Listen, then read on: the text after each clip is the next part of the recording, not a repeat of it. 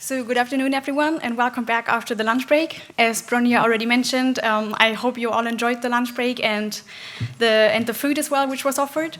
And now it's just fitting that we keep on talking about nutrition a little bit, as I was already introduced, so thank you for that. I am doing the nutritional consultations with Lyme patients in order for MakeWell Nutritionals, and I guess some of you might have already seen me downstairs at the booth or know me from a personal relation already. And today I would like to build a little bridge in between the nutrition and the supplements that we are offering in order to give you a little background about dietary intake and also what we are doing from MakeWell. Now, first and foremost, I would like to introduce MakeWell ourselves as a company real quick. We are a family-based company which is based in Augsburg in Germany.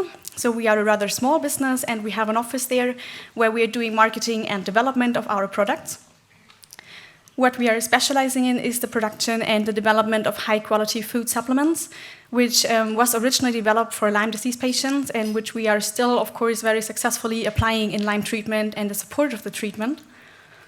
And all of our products that we produce are science-based, which means when we have new input or new information about a new product which could be relevant, we are, of course, going back to the literature to see what is available in terms of mechanisms of action, in terms of the application and the studies behind that.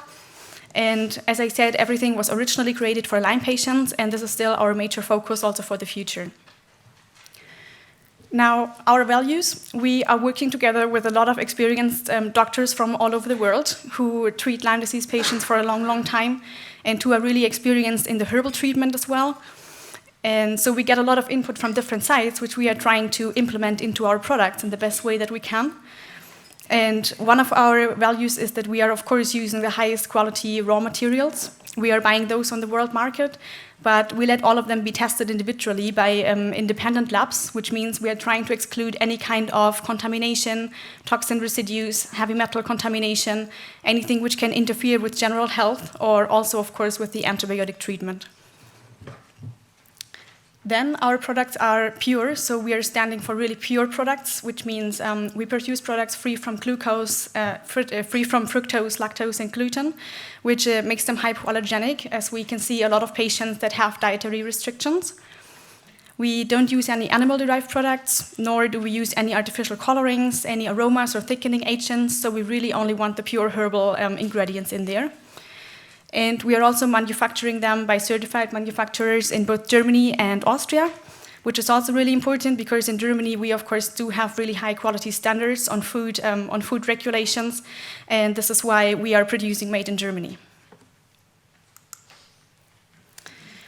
Now, MakeWell, we as a company, we are seeing ourselves as part of a holistic treatment approach, which means that, of course, on the one hand side, we have the conventional treatment, which still can be seen as the gold standard of treatment nowadays, such as the use of antibiotics, of course, which is indispensable, but also the use of pain medications and other medications Lyme patients take. But on the other hand side, we see a rising amount of patients who is actually demanding complementary medication to guide them as well, such as herbal treatments. And this is what we are delivering from MakeWell. But on the other hand side, all of those steps are only complete when we are also including the diet and the lifestyle, because the best medication cannot be 100% effective if we don't have a well lifestyle and a healthy diet, which is also why we are doing nutritional consultations to the patients. So we have two different options here. On the one hand side, we have the general consultation. This means we are discussing things like what is generally important during the intake of antibiotics, during Lyme disease, for example. And we also offer individual sessions where I'm getting a lot more insight into the patient's dietary habits, for example, so we can go a lot more deeper in terms of dietary plans. Now, the majority of patients is asking as if there is something such as the Lyme disease diet, which can be applied for every patient, because sometimes it can be really confusing. Some patients are telling when they are going online or reading books, there's one book recommending not to eat carbs and the other one only to eat carbs and no fats, and this is going on with all kind of dietary recommendations. And after my opinion, all of them do have the right to be there, because all of them obviously have given a patient some release somewhere. Nevertheless, I personally find it really hard to have one Lyme disease diet which can be applied for every patient, because just like the disease, of course, everyone is also individual, which is why we need individual care here. And personally, I think the most three important steps which are important in Lyme treatment and nutrition are that we have a nutrition which is anti-inflammatory, which means we're trying to take triggers off the nutrition that are causing inflammation, that might trigger inflammation or that can cause sensitivities in a patient. We want the nutrition to be easily digestible because a lot of patients do have pre-existing gastrointestinal conditions or get gastrointestinal problems during the treatment, especially with antibiotics, of course. And we also want it to be highly valuable, and this is, after my opinion, one of the most important points, because nowadays we are losing nutritional density by different factors, such as soil depletion, such as production waste, food processing, premature harvesting, and shipping it around the globe. So this is why we are losing a lot of nutritional density, and the quality is actually one of the major important aspects in the Lyme treatment diet. Now, this is about what we are usually discussing in the kind of general nutritional consultation, the most important things. First and foremost, we're going to the basics. So what is nutrition comprised of?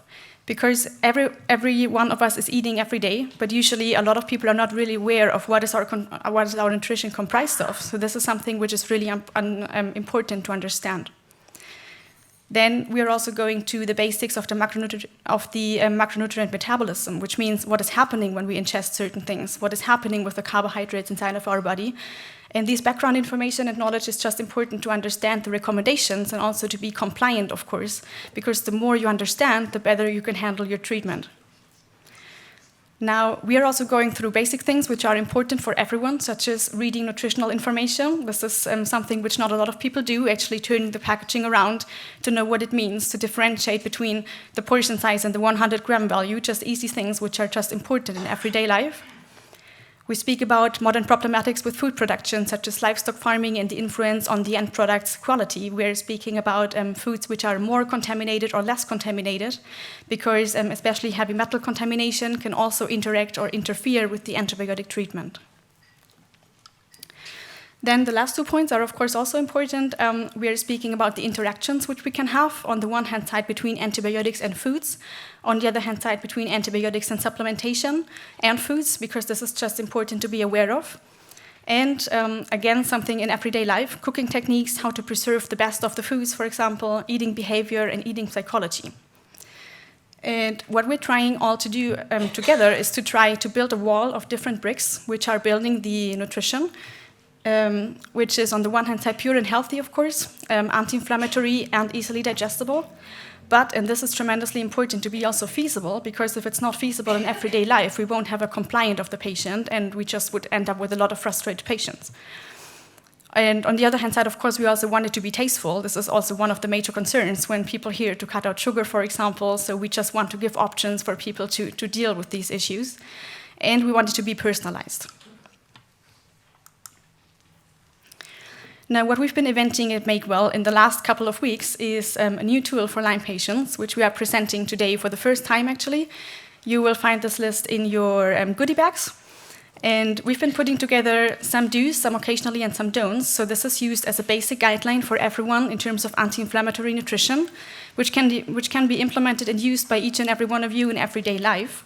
And we've been trying to break it down on the do's, which are usually always recommended and usable in an anti-inflammatory diet, on occasionally things, just like nightshade vegetables, which are due to the solanine content not tolerated by everyone, but of course by those who tolerate it, they can of course ingest them.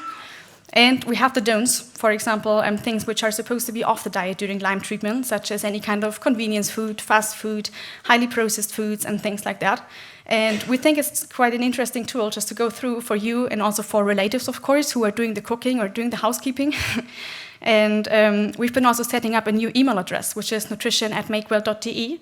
So if there's any questions arising concerning the table, concerning nutrition, our supplements, anything you would like to ask us, just send us an email. We're going to be happy to answer any of the questions. So now I would like to switch a little bit more into our product range that we are offering. The majority of you is probably going to have one of our informations already. We have 12 products on the market at the moment, which we are distributing into 3 different categories. On the one hand side, we have the core protocol, consisting of 3 different products, which are usually always applied together. Then we have the extended protocol, which is an extension, as the name already says, to the core protocol. And this one was developed specifically for co-infections because we can see co-infections to be a bigger and bigger problem all over the globe. And last but not least, step number 3 is the support protocol. And in the support protocol, we are dealing with a systematic treatment. So this means we are approaching different symptoms that we quite commonly see in Lyme patients, such as energy metabolism, joint pain, or also gastrointestinal issues. And this is, of course, giving us a huge amount of variation here because the protocol can, on the one hand side, be applied in combination with conventional antibiotics as part of the holistic treatment approach, or on the other hand side, be an alternative for patients who do not want or who cannot go on antibiotics. Also, due to the huge variation, we can see that it's easily integratable into everyday life. We have a reduction of the capsule intake because we're always trying to find the best mixture of things. And it is, of course, also a safety issue because when all the products are derived from one company and we are totally in control about what we put in there, so we don't exceed any dietary intake levels. Just a few words about the core protocol. Dr. Nikolaus has also mentioned that already before. The core protocol is consisting of 3 different ingredients or 3 different products, which is 2 antimicrobial ones, the APP and the TBB. And both of them are working with individual mixtures of different antimicrobial herbs, such as the Artemisia annua, which we are using very commonly and very frequently in a lot of Lyme disease patients with a high rate of success. Now, in the APP Plus, we have the combination with monolaurin, which is a derivative from the coconut's lauric acid, and we have the combination with pepper, which is a bioenhancer in terms of the piperine content. And in the TBB, amongst others, we do have the combination of Artemisia annua with the Polyporus umbellatus, which is a fungus from the traditional Chinese medicine. It has also been known as the oldest antibiotic of the world. And the Andrographis paniculata, which is also an ancient plant remedy which has been used in terms of immune stimulation and other remedies in Southern America. Now, usually we are always combining these 2 with a DTC, which is standing for detoxification, because not only with conventional, but also with complementary medication, we can see that people are getting Herxheimer reactions, and this is how we are trying to support the detoxification. We are using here Chlorella pyrenoidosa, which is a microalgae, for the support of the flushing out of toxins and heavy metals of the body. We are also using berry extracts and stinging nettle, and this combination, all the 3 of them together, have been applied in thousands of patients, and we are quite experienced so far in the use of those 3 products. I would like to jump over the extended protocol for now and go a little bit deeper into the support protocol to explain some background mechanisms of why we are using different combinations and how we are using them. So I would like to start with the energy metabolism, because actually in approximately 80% we're hearing from Lyme patients that we have problems with the energy metabolism, like chronic exhaustion, chronic fatigue, and things like that. And we have 2 different products on the market which are dealing with this on the mitochondrial level. So on the right-hand side, we have the MitoPlus, which is a basic mixture of different vitamins and minerals that are important for the maintenance of the mitochondrial membranes and of the mitochondrial energy production. And the MitoPlus is also one of the examples of how we as a small company are actually able to react to different things that we are getting from the outside, such as that we had the frequent feedback from patients and therapists that they've been finding with high vitamin B6 levels, which was then being taken out of the product. So this is also one of the advantages of being a small company and working together with international experts. So we're always trying to adjust to the latest knowledge. Now, in the Energy Plus, which is a caffeine-free formula, so this can also be applied in children, we do have first and foremost vitamin C and vitamin B5 that are contributing to a general energy metabolism. We do have 2 different amino acids, which is L-tyrosine and L-arginine, which are involved in processes like the vasodilation, so allowing the blood flow through the body, but also the production of thyroid hormones, which are balancing the metabolism, or hormones such as L-adrenaline. We do have lactic acid bacteria. We have 3 different strains here because just like with almost every other disease nowadays, we can see that the microbiome is contributing to the disease or to the chronic fatigue as well. And we have the ingredients phosphatidylcholine and serine, carnitine, coenzyme Q10, and NADH, which I would like to put a little bit in context now to give an understanding about the background mechanisms, what they are actually doing, and how they are contributing to the energy production. Now, when we speak about the energy metabolism on a cellular level, we speak about the production of ATP, which is also called adenosine triphosphate in the long way. And ATP can also be known as the currency of energy that we are using on an everyday basis on a cellular level. Now, as we can see it here, we have marked in blue an adenine residue, marked in green a ribose residue, which is a 5-carbon sugar, and we have 3 different phosphorus atoms bound together in so-called high energy bonds. So this means the cellular energy that we are using is actually stored inside of these bonds, and when we use the energy, we are producing first adenosine diphosphate, then adenosine monophosphate, and then we need to restore it again to adenosine triphosphate. Now, this restoring process is happening in the mitochondria, which are also known as the powerhouses of the cells, probably. This is a cellular organelle that is present in almost every cell of the body. We do have exceptions, such as the erythrocytes, which do not contain mitochondria, and we do have, of course, tissues with a high energy use, such as the heart muscle, who do contain a lot of the mitochondria. And in the upper right-hand corner, we can see the general mitochondria, what it is comprised of. And what we can see, we have an outer membrane, an inner membrane, which are forming a so-called intermembrane space, and we have something in between, which is called the matrix. Now, here is where the first 2 ingredients are coming into the game, which are phosphatidylcholine and serine, because these 2 are tremendously important for the building of biological membranes and also are important for the integrity of the mitochondrial membranes, because they are important for the energy production in form of ATP. When we go further and we would like to connect it again with nutrition, we can break the cellular energy metabolism down into the macronutrients that we are taking in, because these ones are giving us the basis of our caloric intake. The macronutrients are carbohydrates, fatty acids, and proteins. And fatty acids are the ones with the highest caloric content, with 9 kilocalories per gram, whereas carbohydrates and proteins are quite similar. If we break it down simple first, all of those macronutrients need to be broken down to a substance which is called acetyl-CoA. And acetyl-CoA can enter a biochemical pathway which is called the citric acid cycle, also known as the Krebs cycle. And the Krebs cycle is then producing reduction equivalents for the running of the so-called respiratory chain or oxidative phosphorylation, which is producing ATP. Now, a little bit more in detail, I would like to start with the carbohydrates. And carbohydrates are being broken down, of course, into the monosaccharides, such as the glucose, before they are being absorbed in our intestine. They're being absorbed in our cells in an insulin-dependent manner, and they are being broken down into 2 molecules of pyruvate during a process called glycolysis. Now, these 2 pyruvate molecules do need to further be processed by an enzyme called pyruvate dehydrogenase complex to be acetyl-CoA and to be entering the citric acid cycle. On the other hand side, we do have the protein catabolism, and we are building down the proteins into their bricks, which are the amino acids. And amino acids can be taken into the citric acid cycle via different ways. And we have the fatty acids, which need to be broken down into acetyl-CoA by a process that is called beta oxidation. Now, here's where the second ingredient is coming into the game, which is the L-carnitin. Because on the one hand side, we have vitamin C, which is stimulating the body own carnitin synthesis. On the other hand side, we have the support via the supplementation, because we need the carnitin to transport the fatty acids over the mitochondrial membranes into the matrix where the beta oxidation takes place. Now, when we have fatty acids, they first need to be activated by the binding to acyl-CoA. When they've been bound to acyl-CoA, we can replace that with a carnitin and then transport those fatty acids over the carnitin transferase shuttles into the mitochondrial matrix to be able to be accessed by the beta oxidation to produce acetyl-CoA.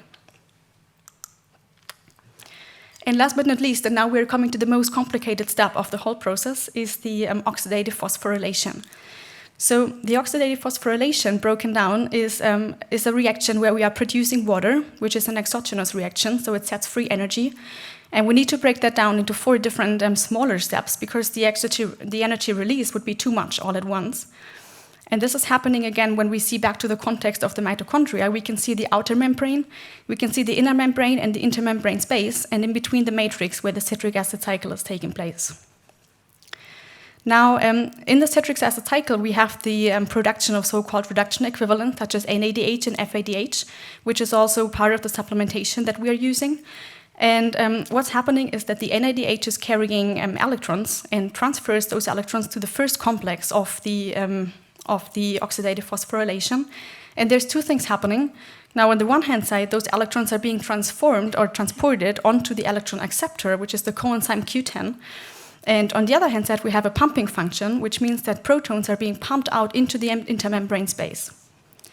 Now, as soon as the coenzyme Q10 is loaded with two different electrons, it keeps on transporting them to the next complex over cytochrome C, where it is finally transported into the production of water. And last but not least, we do have over this whole process a pumping function of protons into the intermembrane space, which is leading to a gradient of too many protons which are in the inner membrane space. Now we need to exchange this energy by the ATP synthase, which is an energy changer, which means the ATP synthase is bringing those protons down and balancing this difference out by the production of ATP. And as we can see, this is a really complex process, and this is just like with nutrition, because nutrition is also complex, and nutrition is ending up in even more complex biochemical pathways. And on the one hand side, of course, we have the supplementation to support that. On the other hand side, we have the dietary intake to give us the basis of those processes to get them running.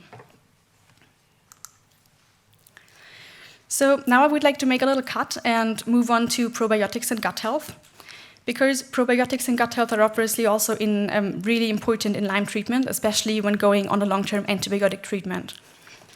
Now, MakeWell is producing two different products in this area. We have the GI Basic on the first side, which is a symbiotic. So we have different probiotic substances, which are lactic acid bacteria. We have 12 billion colony-forming units per capsule. And we have the combination with prebiotics, which are supporting those probiotics, which are inulin and psyllium seed husks. On the other hand side, we can see the GI Basic. The GI Basic is consisting of different ingredients such as L-glutamine, an amino acid which is essential for the gut barrier's integrity. We do have frankincense, chamomile, and myrrh, which are remedies that are really effective, especially in terms of gut health and inflammatory diseases in the gut. And the GI Plus is also one of the products which we've been launching the latest, and we have great success so far, especially in diseases like leaky gut syndrome or irritable and inflammatory bowel syndrome. Now, first and foremost, I would like to focus a little bit on the importance of the microbiome, because the importance of the microbiome can, on the one hand side, be seen by the sheer numbers, of course, because usually we are having even more bacterial cell count numbers than we have human body cells in our body, and this is coming up to a bacterial mass of up to 2 kilograms per person. Now, there's something which is called the gut-brain axis, which means the contribution or the interaction between the brain and the gut, which is also why we are saying the gut is our second brain. Because interestingly, it has been found that the connections from the gut to the brain are much more, approximately 80%, than the connections from the brain to the gut, which are only comprising approximately 20%. And the microbiome is a really complex ecosystem that is growing inside of us from the state of our birth and is being influenced by certain factors. On the one hand side, this is starting with the way of birth. So we see a difference, for example, in energy levels in between people who were born with a C-section or people who were born naturally, just because we have different microbiomes who are building up. Then we have an influence of the environment, of course, where we are growing up. We have an influence of the dietary intake, gender and age, and also sports, which are shaping our microbiome throughout our life. And on the other hand side, we do also have things which are negatively influencing this. We do have medications such as antibiotics that have a tremendous effect on the microbiome. We have a Western diet which is high in saturated fats, high in additives and things like that. We have a sedentary lifestyle, which is very common, especially in nowadays working environments. And we have toxins and pollutants which we can't avoid in everyday life. And just a few more examples of how important the microbiome is can be seen in those examples which were made on mice. So these are examples of mice studies of the gut-brain interaction. And example number one is a healthy mice population which was treated with an antibiotic specifically locally applied in the gut. And what we've seen, or what the researchers have seen, were lower cognitive abilities and also a loss of memory in those mice, which was a reversible process by giving the right probiotic back. The second example is an example of so-called chnotobiotic mice, which means these are mice which were born and bred under sterile conditions, and they do not have any microbiome. And this is on the one hand side, of course, leading to a tremendous impact on the immune system, which is completely underdeveloped, so they could not survive a few days in a normal environment because they would be killed by any kind of infection. And even under normal conditions, those microbiome-free mice did have higher stress levels, more corticoid production, and more anxiety than their actual counterpart, which could also be normalized after the application and the growth of a normal, healthy microbiome. And last but not least, the example number 3, which I personally think is really interesting, is about fecal matter transplant or stool transplant, which is, after my opinion, a really promising tool for the future and is also being under investigation at the moment in different studies. And here in this case, we had the transfer of different microbiomes from obese people and from lean people into a mouse population. And what we've seen, those mice were being fed with the same high-fat, healthy diet, whereas those mice with the obese microbiome were gaining weight and the others did not. So this is an interesting example about, in terms of the different ratios that we're having inside of our gut, we have a different extraction ratio of energy from the same intake, from the same dietary intake.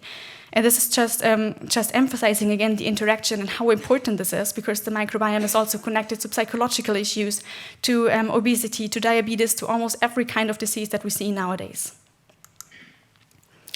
Now, in the GI Basic, we have 8 bacterial strains. All of them are lactic acid bacteria. They are comprised from different strains from the normal commensal healthy flora, because obviously there's no average microbiome which can be considered a healthy microbiome, because everyone is individual. But we have the combination with inulin and psyllium seed husks, and this is also what we can do, of course, with the nutrition by having a high dietary fiber nutrition to support the GI tract microbes which are existing and interacting, of course, with the incoming probiotics, because altogether we have a crosstalk in between the microbiomes we are hosting and the host cells, especially in terms of the production of so-called short-chain fatty acids, which are influencing the barrier integrity of the gut. Now, a few words to the GI+. As I've been mentioning before, we are working with 3 different remedies, which people more or less know, of course. We have frankincense, the Boswellia serrata, which has been under scientific investigation in tremendous amounts of studies at the moment due to its inflammatory potential. We have chamomile blossoms, and chamomile is usually a remedy which is commonly known for gut health. And we have myrrh, the Commiphora myrrha, and all of those 3 are really have really great potential in terms of the treatment of irritable bowel syndrome. And first, a few words to the boswellic acids and their potential mechanism of action.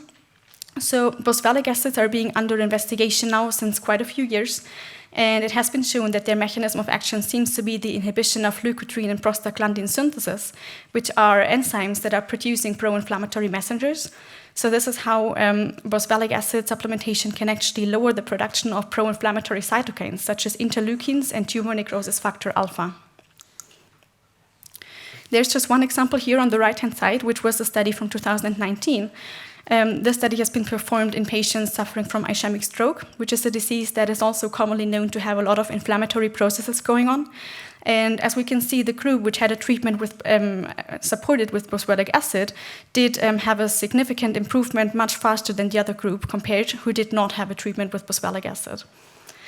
And it is also another mechanism under investigation at the moment, so this mechanism of action is not yet revealed, but we are speaking about an impact on the complement system and on the immune function per se. Now, regarding the myrrh, there is potential mechanisms of action as well. We do not yet really know what kind of active ingredients are actually responsible for that. We are speaking about so-called furanose-sesquiterpenes as biological active mechanisms. And there's 2 studies which I would like to mention. Both of them are from Germany. One of them says that myrrh in combination with chamomile, and in this case coffee coal, was as effective in the treatment of colitis ulcerosa, which is one of a really strong gut inflammatory disease, as the comparative chemical standard treatment, which is mesalazine at the moment. And there was another study in Germany from using myrrh application as being effective in terms of diarrhea and also as a general support of the GI tract.